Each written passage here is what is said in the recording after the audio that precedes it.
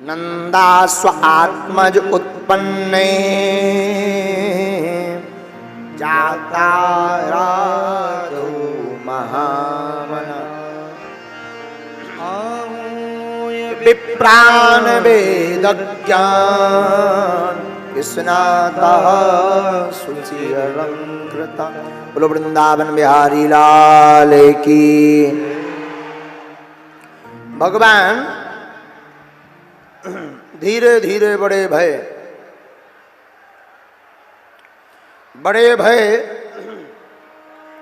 तो उधर राजा कंस को उस कन्या ने बता दिया था कि तू मुझे क्या मार रहा, तेरा मारने वाला तो पहले ही ब्रिज में अवतार ले चुका है। आहा, राजा कंस का दिमाग खराब। राजा कंस ने पूतना मौसी को बुलाया, जाओ ब्रज में जितने भी नवजन्मित बच्चे हैं सबका जाकर वध कर दो। कैसे? अपने स्तनों में कालकूट नामक विष लगा कर जाओ। पूतना मौसी अपने स्तनों में कालकूट नामक विष लगा करके गई। जितने भी नवजन्मित बच्चे थे, शिशु थे ब्रज के, सबको विष पिला पिला करके मौसी ने सभी नन्हे बच्चों को मार दिया। धीरे धीरे बढ़ती हुई पूतना मौसी गोकुल आई तो गोकुल में लक्ष्मी जी जैसा रूप धारण किया। बोलो सीताराम। किसके जैसा? लक्ष्मी जी के जैसा। एक बात याद रखना पागलो, पूछो का? कई बार नकली प्रोडक्ट की ऐसी पैकिंग की जाती है कि असली भी फेल हो जाता है। हाँ, तो जो चीज ज्यादा चमक धमक रही हो जरूरी नहीं है कि वो असली ही है। हाँ, इसको कहीं पर भी घटा लेना। जो ज्यादा चमक धमक रहा हो या रही हो जरूरी नहीं असली हो, खोखला भी हो सकता है। हाँ, क्योंकि जो नकली प्रोडक्ट होता है उसकी पैकिंग की पॉलीथिन हमेशा चमचमाती ही लगाई जाती है। बोलो सीताराम। जिस चीज में मिलावट हो उसी का एडवर्टाइजमेंट ज्यादा किया जाता है। जो रियल होता है वो अपने आप प्रोडक्ट बिक जाता है। भाई, गाय माता का शुद्ध दूध 20 किलोमीटर अंदर जंगल में रख लेना, पीने वाले लोग वहां से खरीद कर पिएंगे और मिलावट वाले को मेन हाईवे पर रखकर बोर्ड लगाकर बेचना पड़ता है। बस इतना अंतर है असली और नकली में। तो आज की कथा में ये सूत्र भी सुनकर जाइए कि जो ज्यादा चमचमा रहा हो जरूरी नहीं वो असली है। कई बार पुरानी बस का डेंट पेंट कर दो तो वो भी अच्छी नहीं लगती है, पर जब इंजन स्टार्ट करो तब पता लगता कि ये तो फटर फटर है। 2011 का मॉडल है।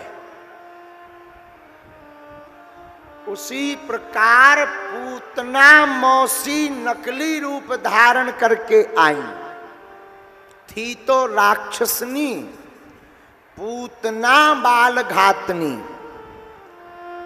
बालघनी, पूतना लोक बालघनी, राक्षसी रुधिरासना। रुधिरासना लक्ष्मी जी जैसा रूप बनाकर पूतना मौसी कहाँ आई? गोकुल में आई। आहा, विचित्र भेष। आकर माता जसोदा से कहा, अरे बहन तेरी जय हो। नंद बाबा तो थे नहीं। बोले कहाँ गए? बोले नंद बाबा राजा कंस का कर चुकाने के लिए मथुरा गए हुए थे। कंसस्य वार्षिक्यम करम दातु, कंस का वार्षिक कर चुकाने के लिए गोपान गोकुल रक्षायाम निरुक्त मथुराम गतः नंदः कंसस्य वार्षिक्यम करम दातु कुरुत्वः। तो नंद बाबा तो कंस के पास गए हुए थे। यहाँ पर पूतना मौसी हमारे कन्हैया को मारने के लिए अपने स्तनों में कालकूट नामक विष लगा करके आई। पूतना मौसी यशोदा मैया से कहती, अरे बहन राम राम। यशोदा मैया ने गौर से देखा, बहन मैंने पहचानो ना है, तू कहाँ थे मेरी बहन लगे? अरे मैं तेरी दूर की रिश्तेदार में लगूं। तो यशोदा मैया बोली, आज तक ना मिली रिश्तेदारनी है तो? अरे मैं क्या बताऊं, मैं जरा बिजी रही तो पर शादी में ना मिली। अरे मैं क्या बताऊं, मैं शादी ब्याह में भी बड़ी व्यस्त रही। आहा, अच्छा ठीक है आ गई तो कोई बात नहीं, बता काय क्यों आई है? तो पूतना मौसी बातें बनाकर मीठी मीठी बाणी में बोली, अरे बहन मैंने सुनो तेरे घर पे छोरा भयो है। हाँ भगवान की बड़ी कृपा, जाए उम्र में छोरा है गो। हाँ पूतना मौसी कहती है, बहन मैं जरा बधाई देने को आऊं हूं, बता छोरा कहाँ है, मैं मुंह देख ले। तो जसोदा मैया बोली, देखो अभी अभी हमने लाला को पल्ले में पौड़ाया है, बाद में फिर कभी आना। तो पूतना मौसी कहती हैं, आप चिंता मत करो, आप जो है जाओ काम करो, हम बधाई देकर दर्शन कर कर चले जाएंगे। बोलो सीताराम। फिर क्या? आहा हा, जसोदा मैया काम में विद गई। पूतना मौसी भगवान के पास आई। भगवान पहले तो जाग रहे थे, पर मौसी जी को आते देख भगवान ने दोनों आंखें अपनी बंद कर ली। तो किसी ने कहा कि भगवान ने नेत्र बंद क्यों किए? भगवान ने सोचा कि हम आए माखन मिश्री खाने और शुरुआत में ही हमको विष पिलाया जा रहा। तो भगवान ने सोचा जहर पीने का अनुभव तो हमारे पास है नहीं, जहर बढ़िया से भोले बाबा पीकर जानते हैं। तो भोले बाबा का ध्यान करने के लिए आंखें बंद कर ली। एक जन बोले नहीं नहीं नहीं, दूसरा कारण। क्या कारण? बोले भगवान ने अपने नेत्र इसलिए बंद कर लिए कि भगवान ने सोचा कि राम अवतार में भी एक स्त्री का वध किया था, चाची ताड़का। किसका वध? चाची ताड़का का। और कृष्ण अवतार में भी एक स्त्री का वध शुरुआत में करना है, मौसी पूतना। तो भगवान ने सोचा जरा मंगलाचरण कर लिया जाए, इसलिए भगवान ने अपनी आंखें बंद कर ली। पूतना मौसी गई, भगवान को गोद में उठाया, स्तनपान कराने लगी। भगवान विष पीते पीते पूतना मौसी के प्राणों को खींचने लगे। अब पूतना मौसी चिल्लाई, ना पूत छोड़ दे।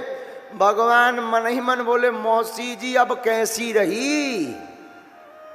मौसी जी हमारी आदत है, एक तो हम काऊ को पकड़ते नहीं हैं, और पकड़ते हैं तो फिर छोड़ते नहीं हैं। खूब रोई पूतना मौसी, भगवान ने नहीं छोड़ा, भागी भागी मथुरा की तरफ जाने लगी। भगवान ने सोचा ज्यादा दूर आ गए, सोई भगवान ने एक झटके में पूतना मौसी के प्राणों को खींचा और विशाल काय शरीर लेकर 6 कोस का शरीर, पूतना मौसी का कितना शरीर? 6 कोस का शरीर लेकर पूतना मौसी पृथ्वी पर गिरी, धड़ाम। और गोविंदाय नमो नमः, बोलो वृंदावन बिहारी। भगवान ने मौसी जी को कर दो स्वाहा। क्या कर दिया? स्वाहा। मौसी जी ने पट गई 13वीं की तैयारी।